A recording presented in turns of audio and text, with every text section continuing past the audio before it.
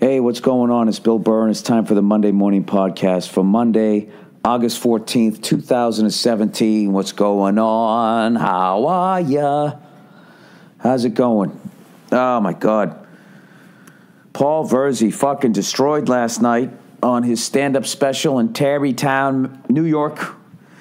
And I want to thank everybody that came out for the two shows that we had there. And I don't know, it just went as good as it could have gone, I felt. And I was really proud of him.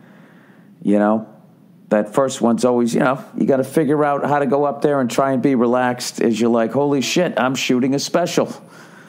Look at those TV cameras. Look at the jib camera swinging by my damn face, you know. You got to block all of that. Know that the crowd's going to be looking at that shit, you know. You learn that they have to turn off the fucking air conditioning. Because most of those old venues, the AC's so friggin' loud, it messes with the audio.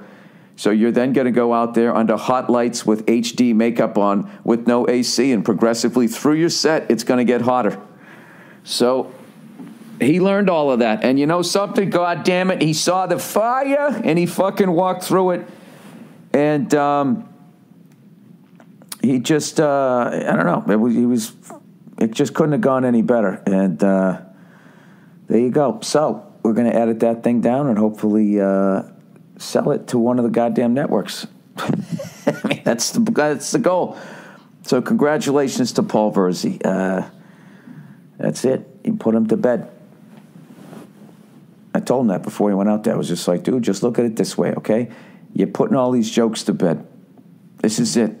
Okay, go out there and give them the send-off they deserve, because the second your special comes out, everybody's seen that material, and then you can't do it again, and everybody will be like, dude, you already did that. You did that on your last fucking special. You know, your last special called Chuckle Hut. What the fuck is wrong with my goddamn computer? I have been having like the worst technology experiences. What is going on? Why is the screen just all black? Then I go to touch it, and it does that. What does that mean? Can I hit escape? Can I hit escape? Why don't they have an escape button for your life? Oh, it worked. It worked. The old escape button. You know, there's somebody could turn that into literally turn it into a movie, a big time Hollywood movie. You know, the escape button movie. You go in there and you can pitch it. Hey, you know that escape button on your keyboard on your laptop? And they'd be like, yup, uh-huh. Just a minute, this guy, he pushes it, you know, and he disappears. And all of a sudden his wife is like, wait a minute, I thought I told you to go to the store. Where'd he go? And then whenever he fucking comes to, he's always... Let's flesh out this fucking awful movie. He was always in someplace better at first. But then there's, you know, he goes to a baseball game. He's like, this is amazing. And then, you know, no one believes that it's true except for his dumb, fat best friend. You know, they hit escape again. Then they're at a steakhouse, you know, and they just keep hitting escape. And then eventually they're at some fucking, I don't know, where the hell did they go? They hit escape and they end up in fucking Syria or North Korea. That's where you get a note from the industry. Can it not be North Korea? Could it be like Canada? Like Winnipeg? What if they went to Winnipeg? That's funny, right? I just feel like with today's political climate, to say North Korea, I just think that, you know, then they're starving, and we like the fat friend. Fat is funny. Fat is non-threatening. I don't know. You guys can finish the rest of the fucking movie. Anyways... So I was very proud of Paul and all that type of stuff, and going to try to keep the podcast light despite all that fucking just horrible shit that happened down in Charlottesville. It's just fucking... I don't know where to go. I did hear one fucking funny thing about it. I'm going to say who I mentioned it to. I mentioned it to somebody else. I go, Jesus Christ, dude, can you fucking believe that shit down there in Charlottesville? The guy goes... He goes, no, what happened? I mean, I don't know. I don't know if that is like... I don't know how you missed it, but I mean, there literally is that much information coming out at you that you could miss all that shit that went down there. And I mean, I don't even need to comment on what the fuck went on down there. If you're any sort of a human being, you know, that dude in that fucking car, I swear to God, like, I'm trying to think of a proper punishment for that guy, and I can't think. Nothing is like enough to fucking drive, just do that, you know. You know what's funny about that guy? As I bet that guy has talked about ISIS and how cowardly terrorism is, and then he gets in a car and does what the fuck he did. It's just like, I don't know. There must have been, I mean, obviously, beyond joining that fucking group, there's something wrong with that guy mentally. Anyways, see, that's why I didn't want to bring it up. Where do you go from there? And then fucking Trump, I'm done with that guy. The guy's just no longer funny or anything. I'm just done with that fucking guy. The fact that he wouldn't just straight up denounce it, the fact that he's going to go, oh, you know, there's hatred on both sides. Hatred on both sides. He's doing like that, you know, what came first, the chicken or the egg? Slavery. Slavery came first, you fucking dope. It's documented. It's just so, like, he's been catering to that racist fan base because he needed their votes. I'm not saying everybody who voted for Trump is racist, but, like, for that fucking guy to do that, it's absolutely fucking reprehensible. It's sickening. Fucking sickening, okay? And I'm not a fucking, you know, I'm not one of these guys that thought the sky was falling because this guy got in the office. You know, everybody freaking the fuck out like what the fuck was going to happen. But I will just say his track record on the Klan, you know, to be just not even commenting on it and being... Do you know if I was doing stand-up and people in the Klan started showing up, I would be looking, what the fuck am I saying that's making these people be like, oh, yeah, this guy approves of what we do. At the very least, I'd be like, hey, not for nothing, you guys over there with the hoods on, I fucking, you know, I'm not down with you guys. I fucking can't see. You're morons. You're fucking morons. And he never does it. Never does it. You know? And I think he was just trying to make a joke with the cops about the don't push their heads up. But just all the shit that you've seen, that all that police brutality that's been going on, to make that fucking joke. The guy... It's unbelievable. And now I'm hearing, like, this is what, I'm not even going to name fucking names, but, like, all these, you know, it's like fucking Taylor Swift now is going to run for Senate. People, we can't go down this fucking road. At the very least, can we at least stick with career fucking politicians? Can we at least do that? Can we, you know? Would you want, like, you want me to be your fucking accountant? You want a comedian to be an accountant? Why would you want an actor or a musician or fucking God knows what else? I don't know. I don't even know what the fuck we're doing now. I don't even know what the fuck we're doing. So, anyways, that happened. And, you know, fortunately, it wasn't a big rally. You know? The Nazis are still a little mom and pop fucking group, which, you know, that's about the only good thing that I took away from it. But, I don't know. You know what's fucked up about the whole thing, though? As I said, I wasn't going to talk about it. Is when people started texting me, like, dude, you watching this shit? So I go online, you know, to watch a video of the rally and all the bullshit to see what's going on. And I go on, and when I click on it, I immediately see Bobby Flay, and he's selling me something from Lipton iced tea.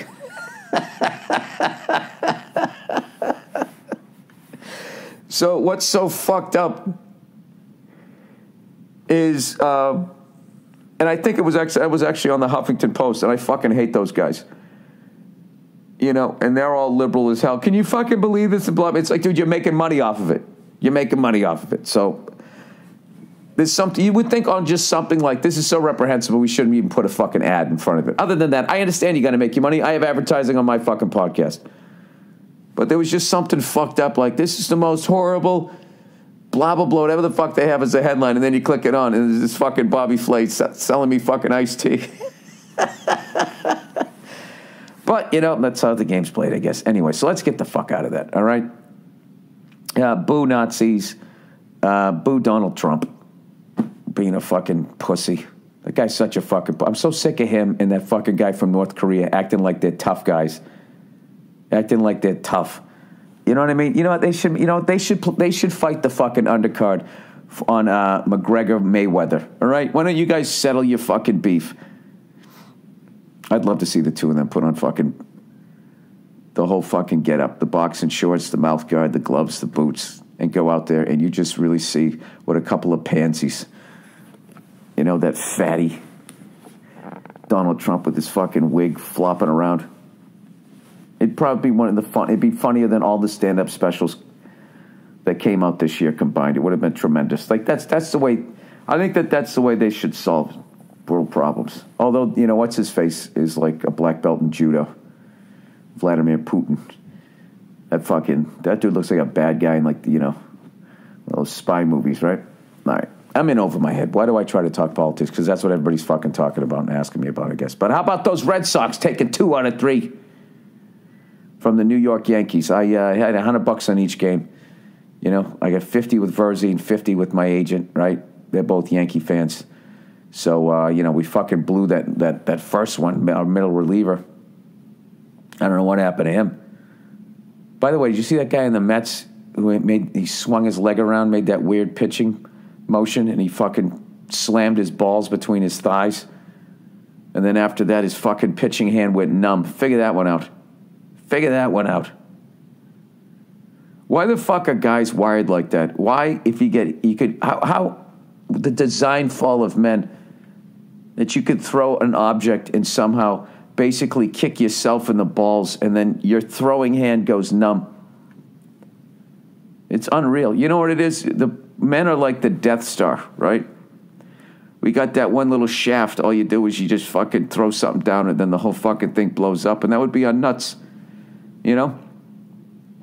I don't know what the women one is. Women, you just tell them they look older. And then that's it. The whole fucking planet explodes.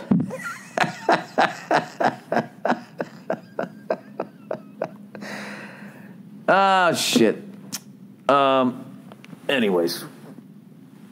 I remember what I was going to talk about. I've been having like the worst technology fucking weekend here. I'm about to buy my second cell phone charger of the weekend. I brought one. I left it at the theater. And then the next day I woke up and I bought one. I bought one and drove from fucking, where the hell was I? Red Bank, New Jersey, up to Tarrytown, New York. And then I don't know what happened. I don't know where the wire went, but I fucking lost that one. So now I got to go buy a fucking another one. It's just, I don't know. My fucking computer just keeps cutting out. I guess now that I hit the escape button, I'm fine. I don't know. I'm just not meant to live in this fucking era of all of this shit. I need to go back to when there was just like rotary phones, which was impossible to lose because you wouldn't take it with you. It was just in your house. The only way you lost it is if there was a fucking sinkhole under your house and you lost all your house, so there was a fire in your house, you know? Or somebody came to murder you with the black gloves and they would fucking cut the phone wire. Then you lost your phone and you lost your life, but you didn't care, right? It was what I'm trying to say was it was a simpler time. But I got to tell you, dude, I'm fucking sold on the Jersey Shore, by the way. All these years of Paul Verzi, great Paul Verzi, he fucking crushed his special last night, has been shitting on New Jersey. I finally had to say him, I was like, dude, I don't know what your deal is with this fucking state.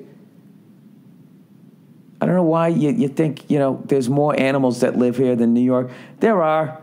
I'll give them that. It's a little dirtier animal in New Jersey, but they're the underdogs. So I was going around Tarrytown and I was just taking pictures of people. All the fucking animals that are up here. What it is about this part of this neck of the woods, like fucking Westchester, is it's so fucking beautiful up here. It cleans up the animal. You don't see it. But if you fucking block out the trees and the beautiful houses and buildings behind these people and you really look at them, it's a bunch of animals. I went into Tarrytown and there was a bunch of people, like all the new rage now. Have you seen like those they're motorcycles, but they're really small? We used to call them mini bikes, but they look like, it's like somebody took a Ninja and they just made it smaller. Like this whole group of them was riding through like a motorcycle gang. I don't know if they were mocking motorcycle gangs. I have no idea. I don't know if they were more likely to beat the shit out of you because they're insecure about the size of their motorcycles. I don't get how it fucking works. But there was like 40 of them, all riding through town, and I was laughing my ass off. Going, here I am in fucking, if I'm not in Westchester, I'm almost in Westchester. Look at these fucking animals.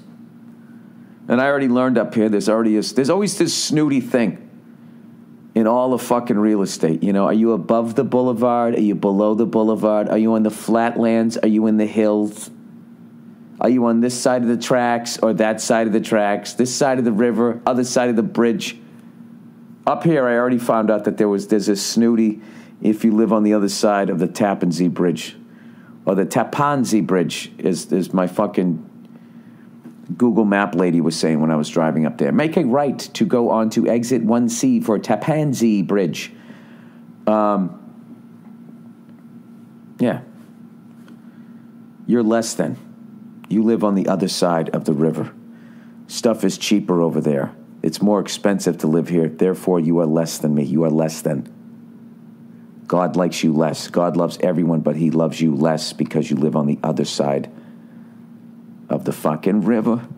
I actually cornered this woman last night who was in real estate, right? She's up at the bar, right? And I'm going up there to go get a couple of rounds of drinks or whatever for people, because I'm a hell of a guy. And she's like, hey, Furzy special. Yeah, I said, that's great. I do the typical comment. What do you do? She goes, I'm in real estate. I said, wonderful. I got some questions for you. And I fucking grilled her. Went Law and Order on her. And I fucking was breaking it down to find out what's the deal with all of these luxury apartment buildings. They're going up like luxury apartment buildings. That's how many luxury apartment buildings they're building in New York and Los Angeles. The only reference is what they are. And I'm like, what's the deal with these fucking luxury apartments?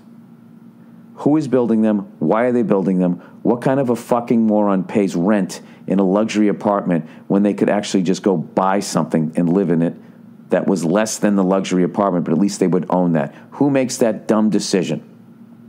First of all, who's paying for these? And she said it's a lot of foreign money. China, Russian, Middle East money, right? Then I go, all right, and then who the fuck's living in them? And she basically said, when I said, who's dumb enough to throw money in the toilet like that? She said, about 15% of the population. I go, all right, so you're banking on, I go, how do you put your head on the pillow every night? She goes, this isn't my passion. I go, but you're selling them. How do you do that? How do you fucking go, all right, come on, lower 15% dummies. Please walk into my office today. Long story short, I go, when does it burst? When she goes, well, people seem to keep building them. They keep filling them. When does it burst? Well, when does it burst? She goes, 2 years. Dead serious. She goes, 2 years. 2 years, it's going to be fucking over. So here's what you do. I go, you sit on your fucking money. All right? If you need to buy something now because this is me. I'm like that fucking bald guy who screams about taxes. The stocks. I don't know what the fuck I'm talking about. But from that little fucking conversation that I had about 3:30 in the morning as we were closing down this fucking bar,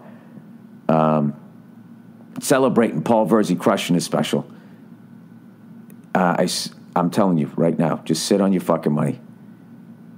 I don't know. What the fuck did I say initially? I guess I said, yeah, if you're getting killed in taxes and you got to buy something now, just don't rent a fucking luxury apartment. It's got to be the dumbest fucking thing you could ever do. Look at the luxury of this. Look at all this luxury that I'm paying for that I don't fucking own. Just hang in there. In 2 years, you'll be able to buy the fucking building. Of course you won't, because it'll still cost millions of dollars. But you know what I'm saying. Don't be a fucking sap. All right? All those buildings are doing is killing everybody's fucking view. They're all going to be fucking empty within 2 years. I'm calling it right. People are going to be jumping out of those fucking things in 2 years. We're taking callers. I don't don't fucking know. All I know is I haven't been home in too many days. I miss my daughter and my wife, and I can't wait to get back. And that's it. I got a nice 10 days off. But, dude, I had the best fucking time down on the Jersey Shore. The fucking food was amazing. I went down to this place, Junior's. I don't even know where I was at. All right? Like, it was pretty cool. I had a different opener every night. Verzi opened the first night, fucking killed it. I went to bed like a goddamn angel. Like a fucking angel. All right? I'm already white as a fucking angel, you know? At least a ghost. Went right home, went to sleep, woke up the next day, worked out, fucking crushed it, right? Next day, I had fucking Brett Ernst came up, who absolutely fucking murdered, who you have to go see. I hadn't seen him in years. It's weird. I always see him down the Comedy Store, but he either just went up or I'm going up or what I'm going up and he's going up in the other room. I just hadn't seen him in a few years. That dude, grown by leaps and bounds, absolute fucking monster, destroyed. He had me pacing a little bit before I was going out. Going, oh, fuck, Brett's killing, shit. What am I opening with, right? And then later on that night, he took me down to wherever the fuck he was. Went down to this place, Junior's. Someplace on the Jersey Shore. And we got a tomato pie, which I had never heard of, which is basically, it's like a South Jersey Philly thing, where according to them, they put the cheese on first, then the tomato sauce. But the one that I had looked more like a swirl. It looked like tomato cheese, like a big fucking circular thing. Like when your fucking computer's refreshing. That little pinwheel thing, that's what it looked like. Fucking, might have been one of the top 5 slices of pizzas I've had in a while, okay? And I'm going to tell you why, because I live in Los Angeles, and all the pizza out there sucks. Even the stuff that they say is good. You know? It all fucking sucks. Every fucking last place in L.A. absolutely fucking sucks. I don't know why. Anything that involves dough sucks. The bread sucks. The pizza sucks. Bagels suck. All of that sucks. However, you know, other than that, they got a tremendous pasta sucks. But, you know, amazing steakhouses, burgers, Thai food, Mexican food. That's what you do out in L.A. But you do not get pizza. You don't get bread. You don't do any of that shit. And I was coming from that, eating that shit to go into this. It was fucking unbelievable. That and the fucking mussels and the bread with the fucking sauce. It was unbelievable. Like an asshole. I'm eating this shit at like fucking 2 a.m. And then I kept going to this place, Elsie's, in Red Bank, to get a sandwich. And I would pay for just the bread alone. By the way, I went with the turkey with the cranberry sauce over there. Fucking delicious. And I made the mistake of getting a large, by the way, which was the size of my fucking leg. So the next day I went back, and I got the Italian, which was amazing. But I still like the turkey a little bit better. So I was eating, as my stomach growls here, I was been eating like a fucking king out here.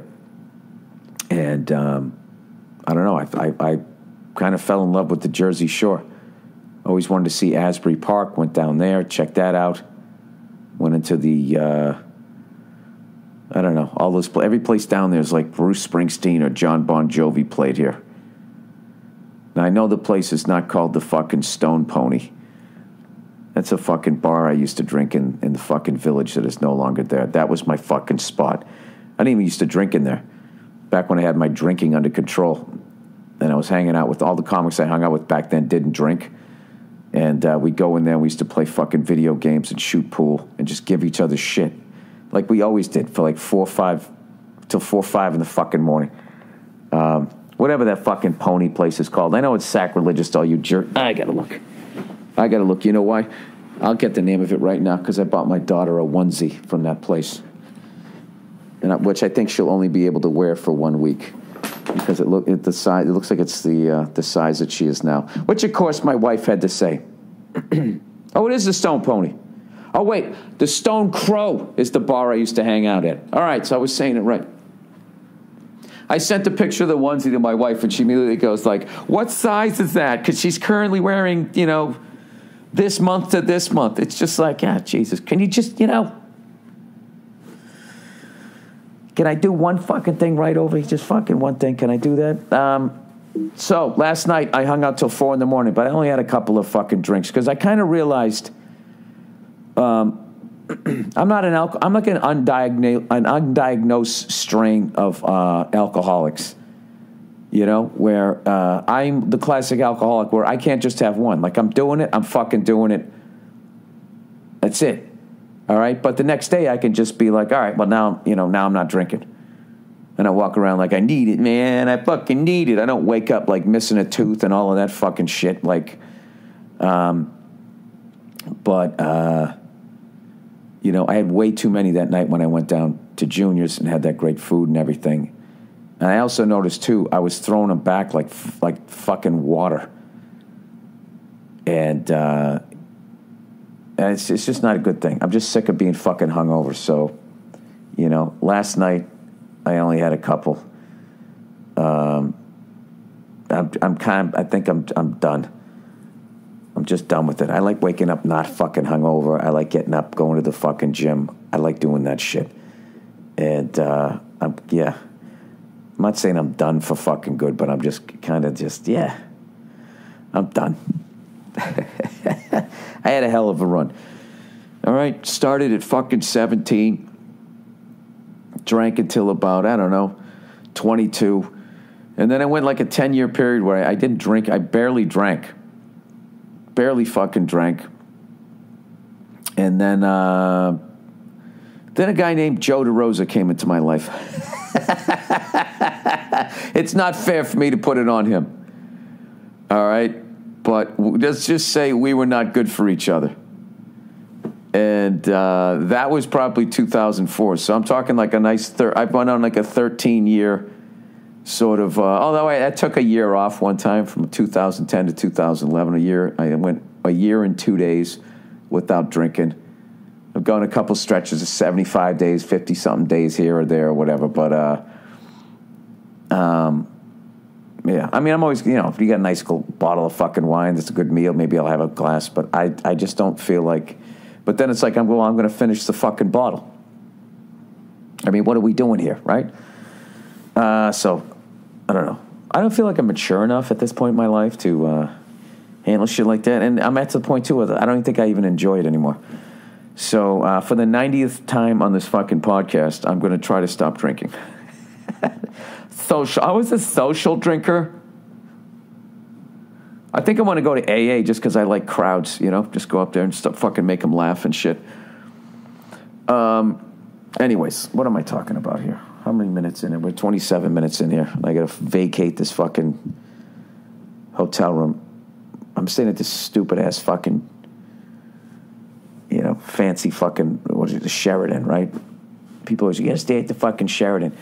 These cunts, I swear to God, you order the internet at 12:01, it goes off, and you got to buy it again. Oh, wait, maybe it's free. All I had was an access code. Oh, I take that back. They're not fucking cunts. All right, let's read a little bit of.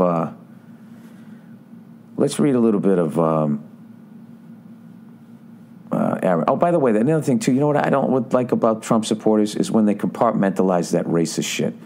When they go like, hey, that stuff where he doesn't condone, he doesn't chastise the Klansmen, that not neo-Nazis that like him. I don't like that. I don't like that part. But I'll tell you, I think the way he's handling Hillary, well, I can't fucking stand either. But at some point, you know what I mean? It's like if you had a friend, right? He's a good friend of yours, but he was also in the Klan. Dude, he's such a great host. You have him over, he's really polite, but he drops the N-word. I mean, at some point, don't you have to have some sort of a standard? You can't tell me that there's not a better Republican out there. All right? Please tell me. Please tell me there's somebody better than this guy. All right. Oh, here we go. Oh, it's old Zip Recruiter.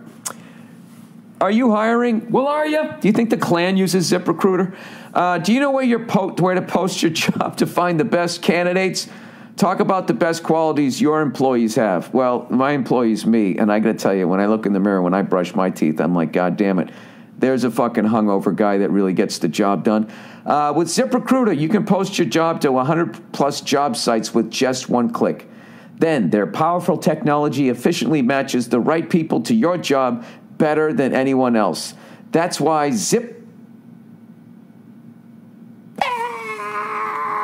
ZipRecruiter is different. Unlike other job sites, ZipRecruiter doesn't depend on candidates finding you, it finds them. In fact, over 80% of jobs posted on, now there's no more sentence, on their ZipRecruiter fucking, I guess, they find the right person. No juggling emails or calls to your office. Simply screen, rate, and manage candidates all in one place with Zip. There it is. Easy to use dashboard. Find out today why ZipRecruiter has been used by businesses of all sizes to find the most qualified job candidates with immediate results. And right now, my listeners can post jobs on ZipRecruiter for free. That's right, for free. Just go to ZipRecruiter.com/Burr. That's ZipRecruiter.com/Burr. Hey, one more time. Try it for free. Go to ZipRecruiter.com/Burr. All right. Oh, look, everybody. Dollar Shave Club. Dollar Shave Club is the smarter choice. You get a great shave at a great price, conveniently delivered right to your front door. You no longer have to schlep to the store. I like how they then go into Yiddish. You no longer have to schlep to the store. Susan Bloomstein calling. Buy a cheap disposable razor that give you a cheap shave, or spend a fucking fortune on razors with gimmicky shaving technology that you don't need. And when you use Dollar Shave Club's executive razor with the Dr. Carvey's Easy Shave Butter, the blade just gently glides, giving you a smooth shave. Dr. Carver's Shave Butter is transparent for a more precise shave, helps prevent ingrown hairs, and fights razor bumps. Make the smarter choice by joining the Dollar Shave Club revolution. For a limited time, new members can get their first month of the executive razor with a tube of Dr. Carvey's executive shave butter for only $5 with free shipping. After that, razors are just a few bucks a month. That's a $15 value for only $5. There's no hidden fees and no commitments. Cancel anytime you like. You can only get this offer exclusively at dollarshaveclub.com/Burr. That's dollarshaveclub.com/Burr. All right. Hey, you know what I watched the other day that I really enjoyed was I watched this whole thing on John Daly. That guy has to be one of the most honest human beings. One of the most honest human beings ever. It's kind of hard watching the guy, what he does to himself. But, I swear to God, remember in Scarface when that guy goes, I like you, Tony. There is no lying in you. There's lying in everybody. But John Daly, I think if they should recast, they should fucking green screen him in there. Can somebody Photoshop that in? Somebody just says, I like you, John Daly. There's no lying in you. They just be like, how much at the height are you drinking when you're drinking a day? He goes, I drink like a case of beer. Some days up to maybe 35, 40. And they go, 35, 40? He's like, oh, yeah. And then they go, and then what? He goes, I'd probably switch to whiskey. And then he just started laughing.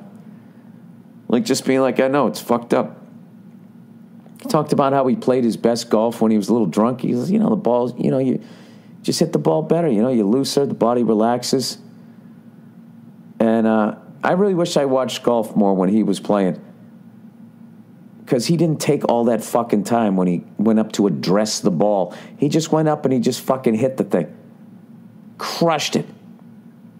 Seriously, watching that guy swing is one of the most incredible things I've ever seen in my life. I actually saw some fucking idiot did that thing where he put the tee in his mouth with the ball and he let John Daly do a John Daly swing. I mean, Daly didn't fuck up, thank God. But I got to tell you something. If you ever took that to this, he would have killed him. He literally would have killed that guy. He would have gone to jail, with that guy from the fucking New Jersey Nets, right? He shot that limo driver, and he would be in that row. They have a row of cells of athletes who accidentally killed somebody. He would have been right there, What did you do? I shot my limo driver. What did you do? I tried to hit a golf ball out of this guy's mouth, and I missed, and I hit his head. How far do you think John Daly could have hit a human head that was still attached to a body? So he has to rip it off the body. I could say he could hit it at least 17 feet. That's the level of torque and power in that man's swing. So check out John Daly videos if you get a chance at work. It's crazy. It's so fucking it's an overly used expression, but refreshing when you watch the guy. He's not trying to hide anything. He's just like, no, that's what he's do. Yeah, one time there was a rain delay, and, just went in there, and me and the other two golfers, we just got hammered. Just got absolutely hammered. And then the next day we came out in the same clothes, hung over, and we all played great. All right, more advertising. Upside. There's a upside down. Boy, you turn me. There's a better way. UpsideDown.com, you're turning me. I wish there wasn't one. I wish there was one less syllable in this, so I could fucking really make that song happen. There's a better way for you to buy business travel. You know, one thing I've learned about these fucking people that advertise, evidently they all have a better way of doing something. It's called Upside.com. Boy, you turn me. Every time you buy a trip at Upside, you'll save your company a ton of money. And they give you an Amazon gift card worth hundreds of dollars. Amazon gift card worth $100? Upside's able to do this because they bundle your flights and stick you under the plane with the luggage. No. And a hotel together. They bundle your flights and the hotel together for one low price. Bundling prices saves money. If you're a frequent business traveler, your company saves a ton of money, and you could get thousands a year in gift cards just for buying your air and hotel together. Upside. Plus, you'll get all your miles. Jesus Christ, is a hand job coming next? I mean, what more do you guys need here? If you're shopping for... I just got rid of all the females. Is there a free pair of pumps coming too, ladies? If you're shopping for business travel, you'd be fucking crazy not to check out Upside.com. Boy, you turn me. Amazon gift card. I'll work it out. I'm working it out, okay? Believe me. Everybody does this. All the greats. This is how they write their songs. It takes just 3 minutes to see how much you can save by buying your flights and hotel together for one low price. And right now, when you use my name, Burr, B-U-R-R, you are guaranteed to get at least a $100 Amazon gift card your first trip. That's my name, Burr, to get at least $100 Amazon gift card for free. Okay? Think of how many widgets you can get for that $100. One of those fucking fidget wheels, whatever the fuck they call it. Save big on travel and get a big gift card every trip. Evidently, I love Upside.com, according to this copy. Upside.com. Minimum purchase required. See site for complete details. All right, the last one. This is the last worthless read. Simply Safe. Sorry, my voice is after fucking 3 shows. It's a little fucking messed up here. Summer is prime time for burglary. Oh, my God, Jesus, I'm scared. So now is the time to protect your home. For a limited time, you can take a whopping $100 of Simply Safe's special summer package. This is Simply Safe's biggest ever summer sale. It has everything you need to protect your home. An arsenal of security sensors. An arsenal of security sensors to secure each door and window. I use that, Agana. Your Simply Safe system comes with a panic button. Jesus Christ, now I'm thinking about the chick from fucking Silence of the Lambs. Jodie Foster.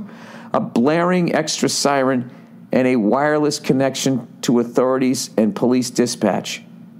Your family, your home, and everything in it stays safe around the clock with Simply Safe. There are no long-term contracts, installation costs, and no hidden fees. And 24/7 professional monitoring is just $14.99 a month. Get $100 off the summer security package at simplysafebird.com. If you guys knew what was going through my head right now. This sale ends September 3rd. That's simplysafebird.com to get your $100 off simplysafebird.com. Do you remember in the panic room when she had to go out of the panic room and she went back in, and as she went to go back in, there was like some issue where maybe she would have caught her fucking arm in the door? And I was just thinking, what if she fucking did and it closed and then she had to make the decision? Do I reopen the door, expose my kid to the bad guy, or do I just sit here while my arm slowly just fucking dies? And then I'll die in here, you know? See, this is why I don't write movie scripts, because that would fucking happen. And everybody like, oh my God, it was terrible. And then she fucking died and the kid saw it and then he couldn't figure out the code and then everybody died. All right? It was a double feature. After that, we showed the local news. White people. This is, oh God, we're going to get into the race shit. Are we really going to get into the race shit here? Okay, white people. Oh, Billy Ambassador. I'm sure you addressed the current events at the top of this podcast. I skipped over most of it, as you may have heard. I just sort of trashed Trump for not having the fucking humanity to trash, some of the dumbest people on the planet, and actually blaming the people that they attack. Also, I just don't fucking get it. He goes, I'm pretty moderate and have the same Ron Paul ideas about government as you seem to have. Sorry about the generations, trying to keep it tight. Yeah, dude, I don't even know what the fuck I believe anymore. He said, I watch my Facebook feed all day denounce white people. All right, first of all, why would you go on a Facebook feed? Are you trying to depress yourself? Are you trying to make yourself upset? Why would you go on there? What did you do next? Did you go on Twitter and look up hashtag white people so you can infuriate yourself more and get an even more delusional view of what the population is like? I don't know. I mean, if you watched all that shit about the Klansmen, you'd think that every white person was in the Klan. I mean, it's just, I don't know. Anyways, plowing ahead here. He says, I look white, but I'm first-generation American, with my parents coming from Italy. Okay. Yeah, you're Italian. Okay, I get it. All right. My policy on making general statements about entire races is I don't. In stereotypes, sure, white people love things like jarred jams, but in criticism, I never say white people or black people, because if history has taught us anything, it's the dumbest thing period. I think he meant to say the dumbest thing you can do. He goes, I'm tired of it. All day, white people this, white people that. I voted for Barack the first time. I hate Nazis, and it's fucking pathetic that I have to say that out loud. I think Trump is a cunt. I hated Hillary. I don't wish for the South to rise again. I'm not offended as a white person. I'm just tired of the laziness of it. Am I way off here? Look, I know what you're saying, but dude, it's like, is this the worst thing you have to deal with? You got to expect people in a highly emotional state, all right? Such as this, when you're in a highly emotional state, you're going to say stuff in a way that you wouldn't if you were a little more relaxed. And then secondly, if you're going to fucking go on a Facebook feed and get upset, I don't have any sympathy for you. Like, it's, it's a Facebook feed. There's the qualifications to comment on Facebook is you have to be smart enough to sign up for Facebook.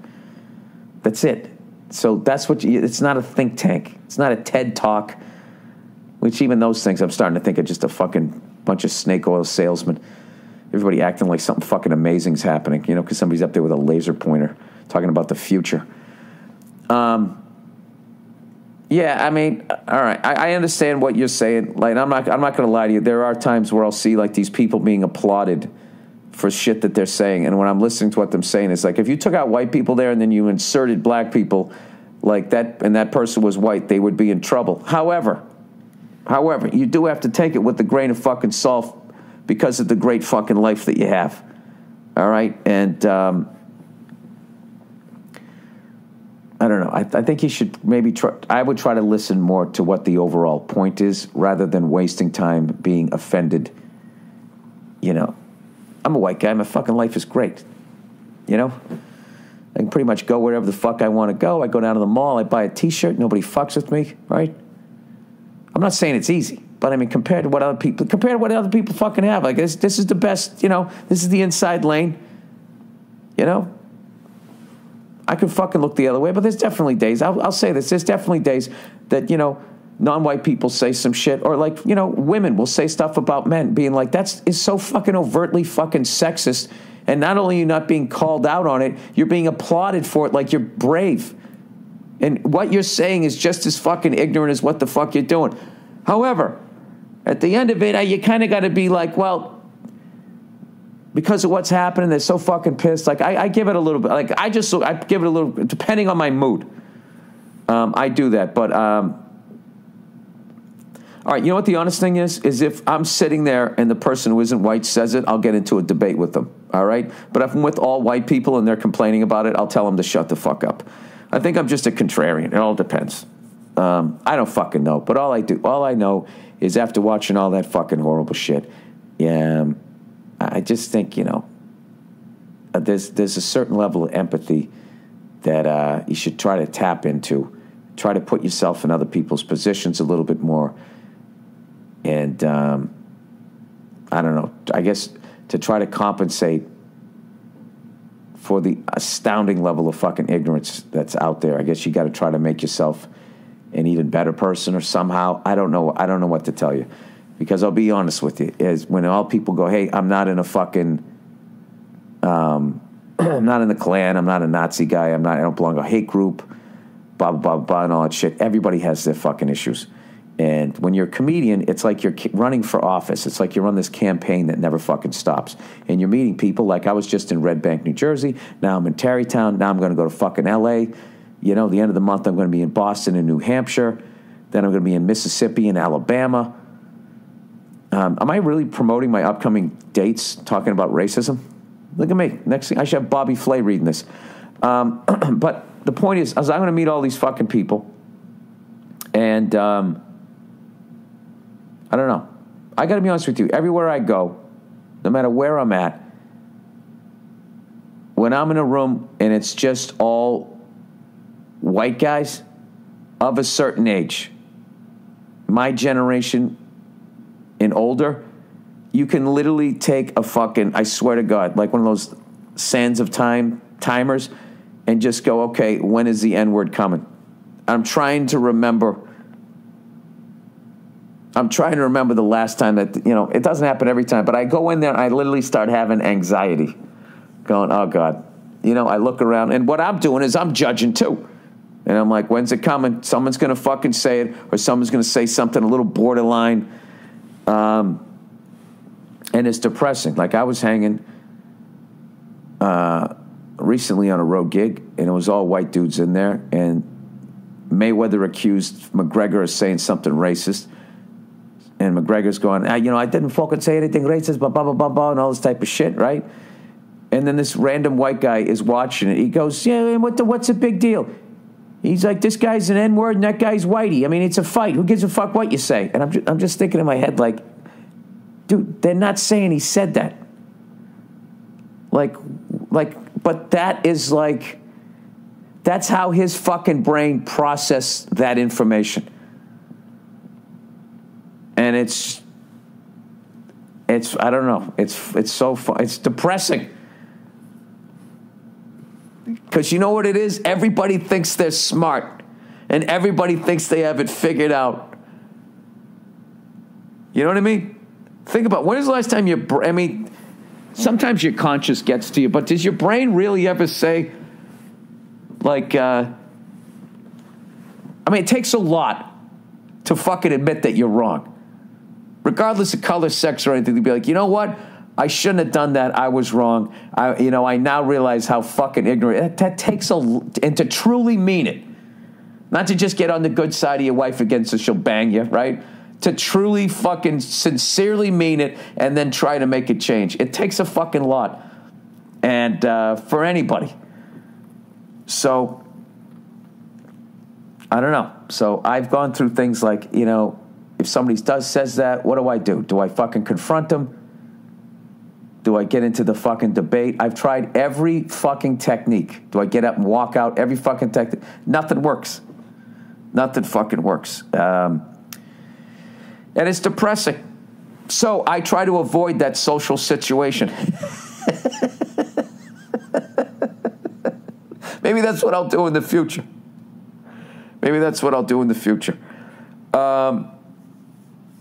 Anyways, that was like a time I don't remember where the fuck I was when I was in Durham, North Carolina, and that fucking guy goes, Bill, I like you, you're a good person, Bill, he goes, I like meeting good people.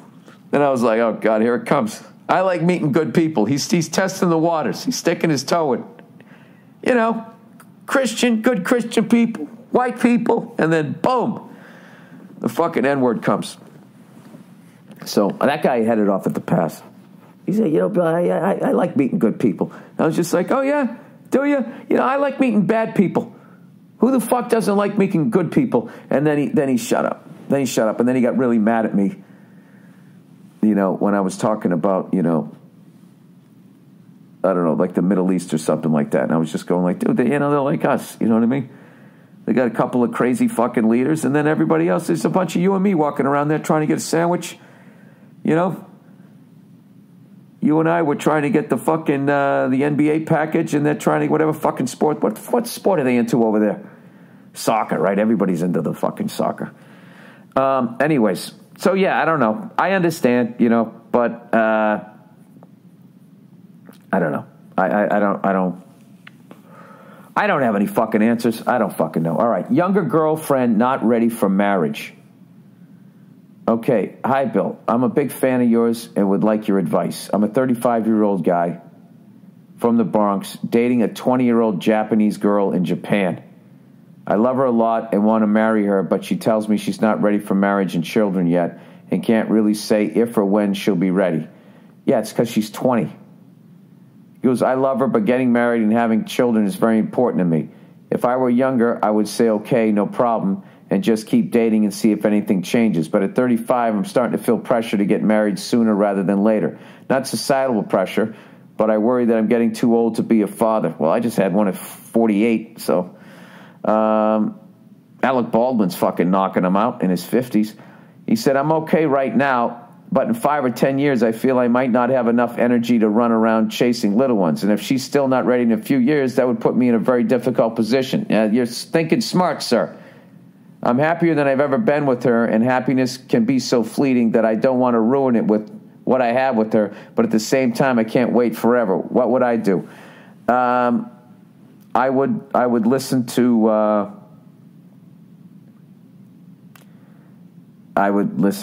logic. All right. I really think, most of the time, if who's dragging their feet to the altar, it's usually the guy. Okay? Not the woman. Why would they?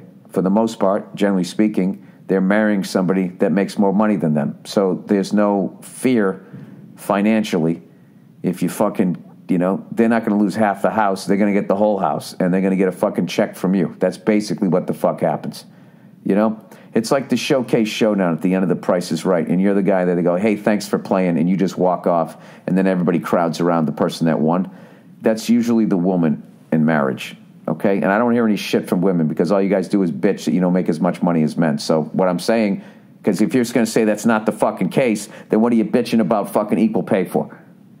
All right? Either you're making less or you're not. All right. So for you to sit there saying, I love you, I want to spend my life with you, and fucking have children with you and start a family and live happily ever after, for her to say, I'm not ready for that yet, and I can't really say if or when I will be ready. Yeah, dude.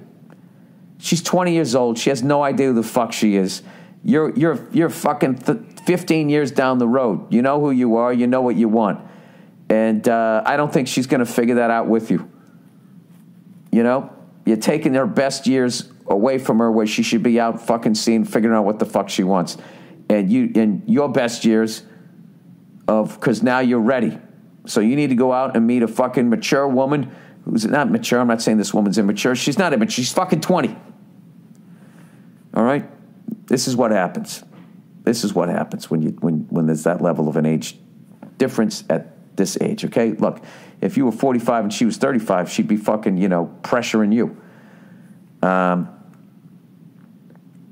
don't know, dude. I would just hate for her at 23 to be like, you know what? this isn't like what I want, and now you're 38, you're pushing 40, you don't want that. I think I would pull the ripcord now. You know? That's what I would do. I don't fucking know. I mean, it's hard for me to tell you to fucking break up with somebody over a paragraph of information on a podcast as I sit in a bed in a hotel room, isn't it? So take all of that with a grain of salt, all right? You know what I would do, sir? I would ask your good friends. Ask your good friends what the fuck they think, because they know you. And they'll actually have to have a nice, long, fucking distance phone call with you. I guess you're in Japan right now. I would do that, you know? Or maybe get some friends in Japan. I don't fucking know. That's a big decision. But just from that little information, yeah, I'd get out of it. You know? And I'm also saying don't do that because I don't fucking know you, all right? Jesus Christ, Bill. Could you waffle any more on that one? All right. I dumped my girlfriend and now I regret it. Is this the follow-up song to I Kissed a Girl and I Liked It? Hi, Bill. I started watching your podcast. Watching my podcast. I don't know how you're doing that. You mean listening to my podcast? Oh, this person's not from this country or doesn't speak English anyways. I'm going to read this right the same way this person wrote it. I started watching your podcast since few months because the best Romanian stand-up comedians always said that they listen to yours in their podcast. Get the fuck out of here. Romanian comics listen to this podcast? Shout out to Romania. Huh? Isn't that where all the gypsies come? The Richard Pryors and George Collins of fucking pickpocketers? I got to tell you, man, they're fucking amazing. They're pains in the asses, but Jesus Christ, can those fucking people pick your pocket? You almost like when they leave and you can't find your passport, you almost fucking applaud them. I don't know where you are, but that was good. I had no idea. God bless you. I don't know if they come from Romania, the gypsies. Transylvania, they're gypsies. They move around. Now about the story. Me and this girls, we had a complicated... Dude, you got a threesome? You broke up with two girls? I had a complicated story, and I tried 6 months to be with her till I finally succeeded. So after 1 year and a half, a very nice relationship, he was giving it to her. Of course, with ups and downs, before I left to Germany to study, I decided alone that will be better for her if we split up. So I dumped her and said to her that we should remain friends. My decision was because I got scared of her love. She would leave all of her dreams and stuff only to come with me and be with me. And to hear that at 19 years old is scary. It's scary as shit. Now after 9 months, when the moving out euphoria has vanished, I now know that I made a big mistake and I realized how cunt I was to her. I think you mean cunty.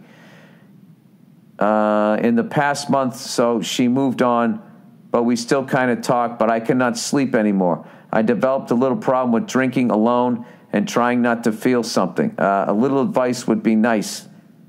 Thank you and all good for you and your family. First of all, fucking, you did great with your English. I knew exactly what the fuck you were talking about. I could never do that. Well, I don't even know what do you speak over there? Is it called Romanian? Tapanzi?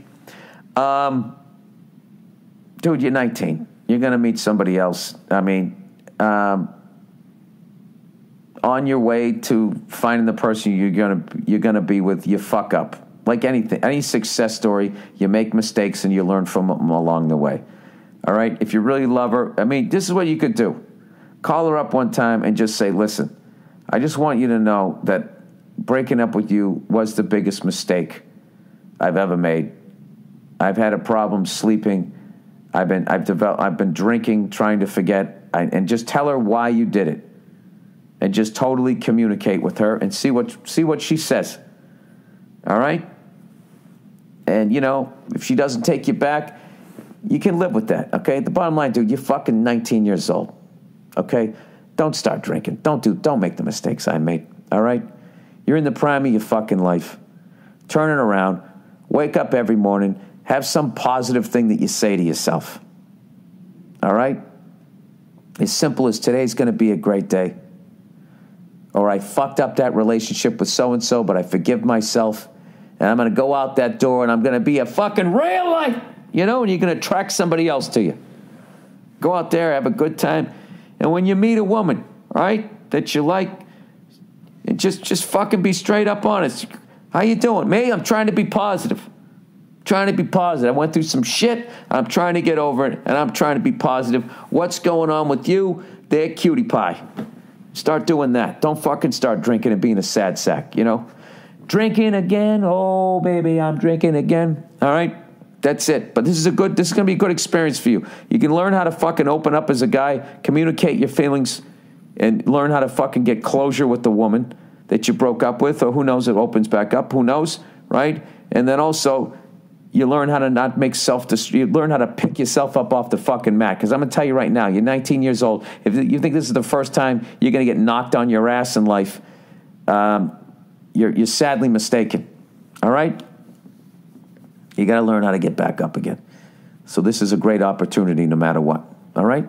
So there you go, grasshopper. Take those positive words and go have yourself a great fucking day.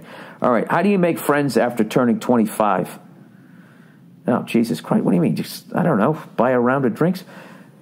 He says, my man, Double B, no fun. Dude, that old Billy no fun is complete bullshit. I've been having too much fun. I have been, all right? And I've been having a problem turning off the fun faucet, if you know what I mean. I'm struggling here. All right, there's always a reason. There's always a reason. Oh, we just shot his special. Boom.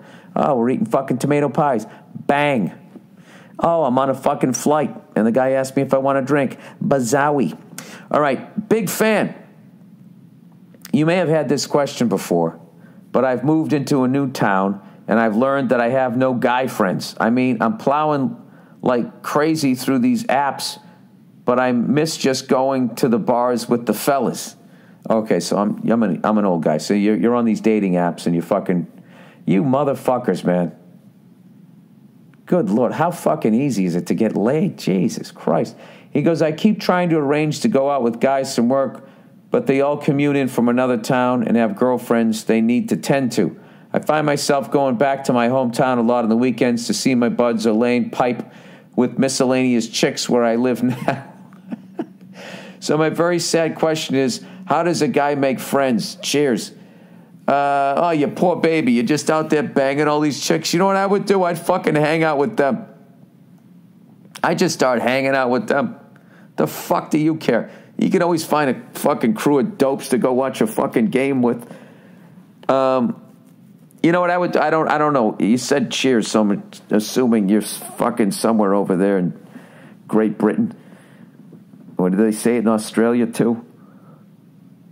I don't fucking know. Anyways, do you play sports?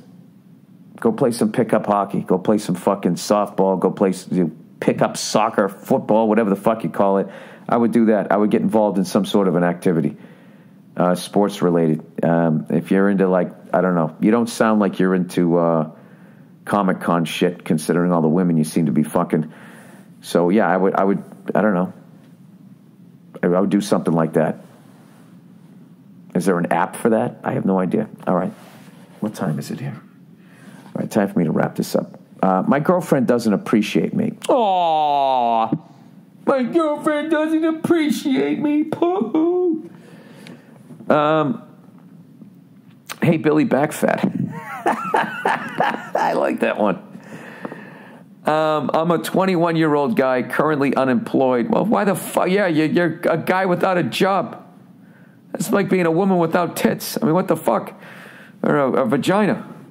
Yes, women, that's what we look at you like. I'm sorry. We are. We're fucking animals. Blame God. That's how we're wired. I'm a 21-year-old guy currently unemployed, and I live with my girlfriend. And we've been together for a year, and a year and 7 months now. Recently, it seems like she doesn't appreciate me anymore. Yesterday, when she was at work, I made her coffee, did the laundry for her, bought her some pizza, and then picked her up. And all I heard that night was how I didn't rinse the dishes enough before putting them in the dishwasher. She doesn't act like this. She doesn't act this way to anyone else, and I feel like I can't do anything right around her. Would love to hear your feedback, and go fuck yourself. Yeah, here's the deal. All right? And you'll never get a woman to admit this. All right? But one of the great things about them having a boyfriend is that he's going to pay for shit. He's going to take him out. He's going to buy her stuff. right? He's going to fucking, you know, your job as a man is to provide. Okay? A woman, you know, after you push her off the dock with your Johnson there, she can make a fucking baby. All right? And then immediately just be the greatest fucking mom, and it's fucking magical to watch. What can we do? We pick up heavy shit that they can't pick up, and we go out and we earn a living. Now, here's the thing. As a man, the second you're sitting there and you don't have a fucking job and she does, and now she gets to feel what it's like to be a man, which is you fucking come home, right? You've busted your ass all day. You know, if you're fucking young, you don't have your dream job yet unless you're Justin Bieber or somebody like that, or you made it in professional sports. Generally speaking, your 20s is the struggle of the dream, hoping it comes true at some point in your fucking 30s. So she's coming home, and she's seeing you sitting there like a little fucking homemaker. And, you know, every guy sometimes, you know, when you come home and you look at you know, if your wife stays at home or your girlfriend stays at home, and you're just looking at, especially if you don't have any kids, it's like, what the fuck did you do all day? It's like every day's Saturday for you. What the fuck? You know? But at the end of the day, you're like, hey, but look at her. She's, you know, she's fucking beautiful. She's banging me. You know, all that shit that guys think are important. But for women, you got to provide, dude. You got to get a fucking job. You want your girlfriend to fucking respect you again? You got to get a fucking job. You got to start bringing home money. That's it. That's it. See, what I do is I bring home money and I do the fucking dishes. You know? So then whenever my wife gives me shit, I can be like, what? What is the problem? Okay? I'm like fucking Babe Ruth here. I'm hitting home runs and I'm pitching a no-hitter. What the fuck else do you want? What is the problem? See that? You know why I can say that? Because I have a fucking job. You don't have a job, sir. So no matter what the fuck you do, her problem with you is not that you didn't rinse the shit off. It's not that you did this wrong or you were driving too fucking fast. It's the fact that when you guys go out to get a meatball sub, she has to pay for it. You know? Yeah, you want to see all their feminism go right out the fucking window? You stay home. You be Mr. Mom. That's what happened here, sir. What happened here, sir, is you stop being a man to her. The second you don't have a job, when you're with the woman, you immediately become like this fucking 20, 25, 30, 35, 40-year-old fucking teenager. They look at you like you're a child. That's it. So you need to get a fucking job. Ladies, am I wrong? I'm speaking for you here, okay? If you think I'm fucking wrong, just write into the podcast and I'll read your opinions and I'll make fun of myself. All right? Okay. I got to get out of this fucking hotel. That's the podcast. Go fuck yourselves. I'll check in on you on Thursday, and after all that fucking depressing shit I saw in Charlottesville, I'm gonna try to, I'm gonna be fucking nice to everybody today. All right, I'm gonna try to go on a nice little run of being nice to everybody. Go out of my fucking way to not be a cunt. Okay, to be a little more empathetic, as I just trashed women and spoke about them in a nice big generalized way. I'm basically a fucking hypocrite, and for life of me, I can't understand why you guys listen to me. Go fuck yourselves. I'll see you Thursday.